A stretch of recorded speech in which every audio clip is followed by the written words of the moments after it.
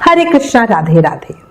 हमारी पिछली वीडियो वैशाख पूर्णिमा और वैशाख उद्यापन विधि जो हमने बताई थी, उस वीडियो पर बहुत सारे प्रश्न आ रहे हैं। आज इस वीडियो में हम उन्हीं प्रश्नों पर चर्चा करते हैं। उससे पहले आपको कुछ आसान और कारगर उपाय बताती हूँ, जिसे वैशाख पूर्णिमा पर करने से जीवन में सुख, शांति, समृद्धि आती है, माँ लक्ष्मी की कृपा मिलती है। देखो, अपने पहले की वीडियो में मैं आपको वैशाख का महत्व तो बता ही चुकी हूँ। पिछली वीडियो में ये भी बताया था कि वैशाख महीना बहुत महत्वकारी है और उतना ही पुण्यदायी एक अकेली वैशाख पूर्णिमा की तिथि है। वैशाख पूर्णिमा बड़ी पूर्णिमा में से है, ठीक है। इसलिए वैशाख पूर्णिमा, जिसे बुध पूर्णिमा भी कहते हैं, इस दिन अपार धन की प्राप्ति के लिए सुबह उठकर पीपल के पेड़ के सामने कुछ मीठा चढ़ाकर जल अर्पित करें। इस दिन धन और वैभव की प्राप्ति के लिए पीपल के पेड़ के नीचे घी का दीपक जलाएं और साथ ही घर में माता लक्ष्मी और भगवान विष्णु की पूजा जरूर करें। जिन्होंने पूरे वैशाख में पीपल की पूजा की है, वो तो वैशाख पूर्णिमा पर पीपल की स्पेशल पूजा करेंगे ही, पर जिन लोगों ने वैशाख में पूरे महीने कुछ नहीं किया है, वो कम से कम वैशाख पूर्णिमा के महत्व का फायदा उठाएं और इस पे जरूर करें।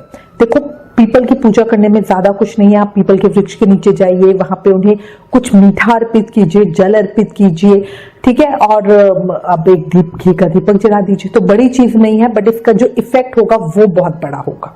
कई हमारे पास कमेंट आते हैं कि कपल्स के बीच में बहुत मतभेद रहता है, ठीक है। तो सफल दाम्पत्य जीवन के लिए वैशाख पूर्णिमा के दिन पति पत्नी दोनों मिलकर पूर्ण चंद्रमा को गाय के दूध का अर्घ दे। जो रात में हम जल से अर्घ देना बताते हैं, उसकी जगह दूध से अर्घ दे। इससे दाम्पत्य जीवन में मधुरता आएगी। आप दोनों छत पे चले जाएं, फिर वहां पे पूर्ण चंद्रमा को देखें और पति पत्नी दोनों एक साथ मिलकर चंद्रमा को अर्घ दें। अच्छा, एक और अगला बहुत फलकारी बताती हूँ उपाय, माँ लक्ष्मी की कृपा आसानी से कैसे मिल सकती है। आपको करना क्या है, 11 कौड़ियां लेनी है, उसे माँ लक्ष्मी को अपने घर के मंदिर पर ही चढ़ाना है, ठीक है। चढ़ाने से पहले उन कौड़ियों पर हल्दी से तिलक करें। अगले दिन सुबह उन कौड़ियों को माता के आगे से उठा ले और लाल कपड़े में बांधकर जहां पे भी आप पैसे रखते हो, तिजोरी में, किसी ड्रॉर में, अलमारी में, वहां पे रख दें। इस उपाय से घर में धन की कोई कमी जीवन भर नहीं रहती। पर आपको एक और चीज याद रखनी है, इसके बाद, मतलब ये आपने उपाय शुरू करा है वैशाख पूर्णिमा पर, बट इसके बाद हर पूर्णिमा के दिन उन कौड़ियों को तिजोरी से बाहर निकालना है, फिर से माँ लक्ष्मी जी के सामने उन्हें रखना है और हल्दी का तिलक लगाना है, फिर अगले दिन नए लाल कपड़े में बांधकर फिर से तिजोरी में रखना है। तो 11 कौड़ियां वही रहेगी, बस हर महीने, हर पूर्णमासी पर आप ये दोबारा करते जाएंगे। इससे माँ लक्ष्मी की कृपा पे सदैव बनी रहेगी। पूर्णमासी पर माँ लक्ष्मी की और विष्णु भगवान की पूजा करने का विशेष महत्व है। इस दिन उन दोनों की पूजा जरूर करें। माँ लक्ष्मी को खीर का भोग लगाएं। अच्छा, एक और चीज, वैशाख पूर्णिमा के दिन शुभ संयोग पर माता को खुश करने के लिए इत्र और सुगंधित फूल चढ़ाएं। इत्र माता के वस्त्रों पे छिड़के और माता को घर में स्थायी रूप से निवास करने के लिए प्रार्थना करें।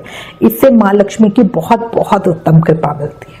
देखो, बहुत आसान उपाय है। ये नहीं कि लॉकडाउन चल रहा है तो हमारे पास सामान नहीं है, कुछ स्पेशल नहीं लाना है। आप इनको बहुत आसानी से कर सकते हो, ठीक है।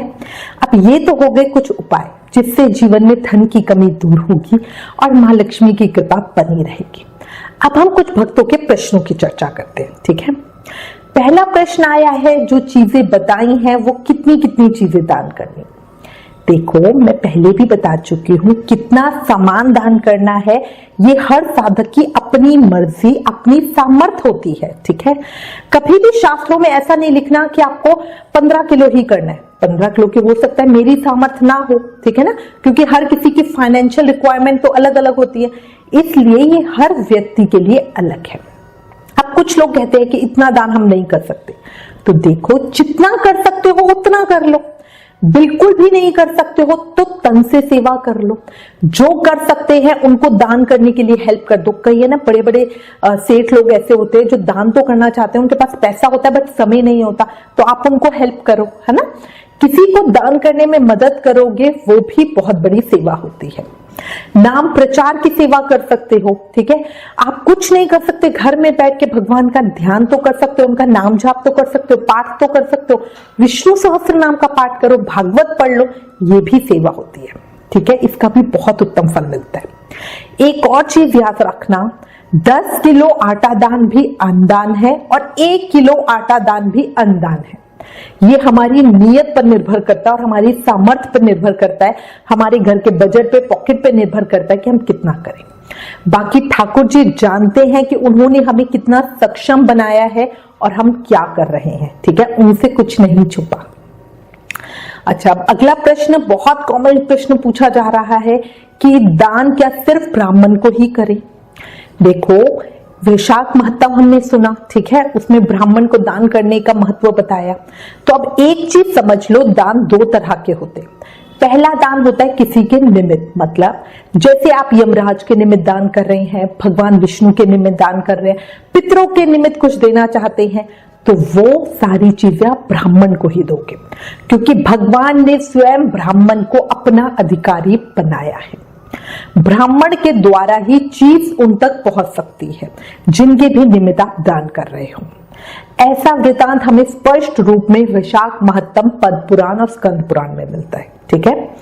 अब दूसरा दान होता है पुण्य कर्म की इच्छा से किया हुआ दान, मतलब जब हम सिर्फ अच्छी भावना से या सिर्फ कर्म के लिए, अच्छे कर्म के लिए दान करते हैं, मतलब किसी से को कुछ देते हैं, जैसे प्याऊ लगवाते हैं, ये जर्नल है, अच्छा काम है, ठीक है, इससे हमें पुण्य कर्म मिलता है।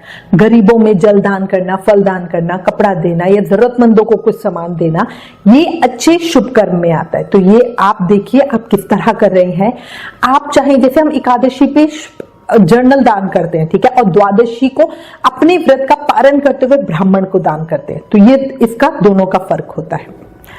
वैशाख पूर्णिमा को यमराज के निमित्त निकाला सामान और भगवान विष्णु के निमित्त निकाला सामान सब हम ब्राह्मण को देंगे। ये जरूरी नहीं कि सारा सामान एक ही ब्राह्मण को दो, अगर आप चाहो तो 2-4 ब्राह्मणों के बीच में सारे सामान को बांट सकते हो। एक प्रश्न आया कि कितने घड़े दान करने हैं, तो देखो, एक हम यमराज के निमित्त करेंगे, एक विष्णु भगवान और पितरों के निमित्त करेंगे, तो 2 तो कम से कम चाहिए ही। इसके अलावा गरीबों के लिए भी हम देते हैं, तो वो पूरी तरह से आपकी मर्जी है। अगला प्रश्न आया है कि जो घड़ा दान करने को बोला है वो तो मिल नहीं रहा है, लॉकडाउन चल रहा है, क्या करें। देखो, लॉकडाउन में घड़ा ना हो तो बोतल में ठंडा पानी भरकर दे दो। अगर कोई ब्राह्मण उपलब्ध ना हो तो सूखा सामान निकालकर अलग रख दो, बाद में जब स्थिति सही हो जाएगी तब दे देना। एक प्रश्न आया है कि लॉकडाउन चल रहा है, महामारी का समय है, आजकल सामान उपलब्ध नहीं, स्थिति में क्या करें। देखो, इस समय खुद का और सबका ध्यान रखो, हमारी वजह से किसी को परेशानी ना हो, ये चीज आज के समय में सबसे ज्यादा जरूरी है। आप इस समय में घर में रहकर जितना कर सकते हो उतना करो, बाकी ठाकुर जी पे छोड़ दो, ठीक है। ज्यादा ध्यान पाठ में और नाम जाप में लगाओ। जो भी चीज दान करना चाहते हो उसके निमित्त पैसे निकाल दो। जैसे मैं चाहती हूं कि मैं पंखा या कूलर दान करूं, ठीक है, तो जितने पैसों का मतलब जितना मुझे आइडिया है कि भाई इतने तक में कूलर या पंखा आ जाएगा, उतने पैसे निकाल कर मैं अलग रख दूंगी और ठाकुर जी को प्रार्थना करके कह दूंगी कि देखो दाता, आप सब कुछ जानने वाले हो, आप मेरी नियत भी जानते हो, मैं कूलर दान करना चाहती हूँ पर इस विकट स्थिति में मैं बाहर नहीं जा सकती, इसलिए कृपया जल्दी सब ठीक करो ताकि मैं अपने कर्म जल्दी पूरे कर सकूं। और जब समय सही हो जाए तो फिर उन पैसों से कूलर खरीद के फिर आप किसी को दे दो। इसी तरह और भी जो भी चीज दान करना चाहते हो उसके निमित्त पैसे निकाल दो। सामान की व्यवस्था हो सकती है तो सामान निकाल दो, मतलब जैसा स्थिति हो उसके अकॉर्डिंग करो। ऐसा नहीं कि दान करना ही है तो आप खुद परेशानी ले रहे हो, घर से बाहर जा रहे हो, ऐसा मत करना। अपना और अपनों का ध्यान रखना।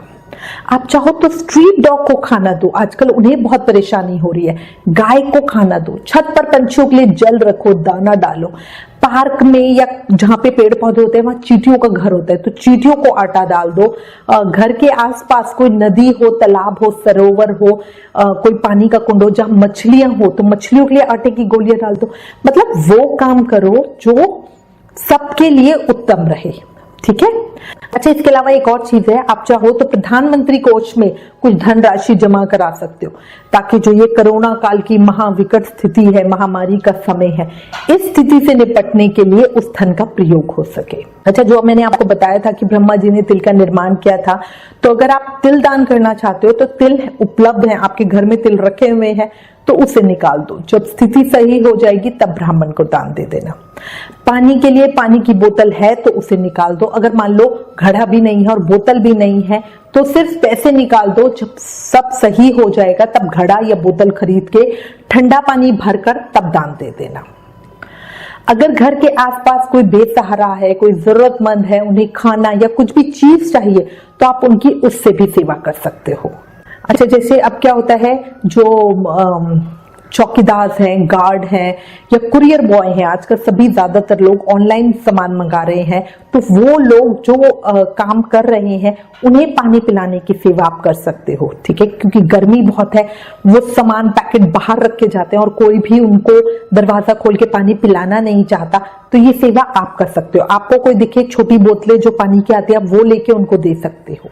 अच्छा देखो, भक्तों के प्रश्नों के उत्तर के बाद मैं एक और चीज कहना चाहूंगी। देखो, हम कार्तिक, माघ या वैशाख आदि महीनों में जो भी स्नान नियम लेते हैं तो महीने के आखिरी में उसकी पूर्ति या उद्यापन या पारण करते हैं। इसका मतलब होता है कि जो वैशाख मास का नियम इस बार मैंने लिया वो पूरा हुआ। उद्यापन का मतलब होता है कार्य का समापन। इसका मतलब ये बिल्कुल भी नहीं है कि अब मैं आगे वैशाख स्नान नहीं करूंगी। ठीक है, किसी भी मास में स्नान का नियम 12 साल का होता है। 12 साल हमें लगातार करना होता है, उसके बाद हम उसका उद्यापन करते हैं और फिर 13वें साल स्नान नहीं करते। वो होता है उद्यापन, पूरी तरह समापन। पर अभी जो ये दान यज्ञ हम कर रहे हैं वो हम पूर्ति के लिए कर रहे हैं। ठीक है, तो ये बहुत सारे लोगों को कंफ्यूजन हो रही है, तो इसलिए मैंने कहा मैं इस चीज को क्लियर कर देती हूँ। मैं उम्मीद करती हूँ इस वीडियो में दी गई जानकारी आपके लिए उपयोगी होगी। इससे रिलेटेड आपके पास कोई भी कमेंट्स या सजेशन है तो प्लीज हमें लिखें। ज्ञान बांटने से बढ़ता है, इसलिए इस वीडियो को ज्यादा से ज्यादा शेयर करें। आप हमें फेसबुक और इंस्टाग्राम पर भी जरूर फॉलो करें। Please like, share and subscribe. Thank you. Hare Krishna.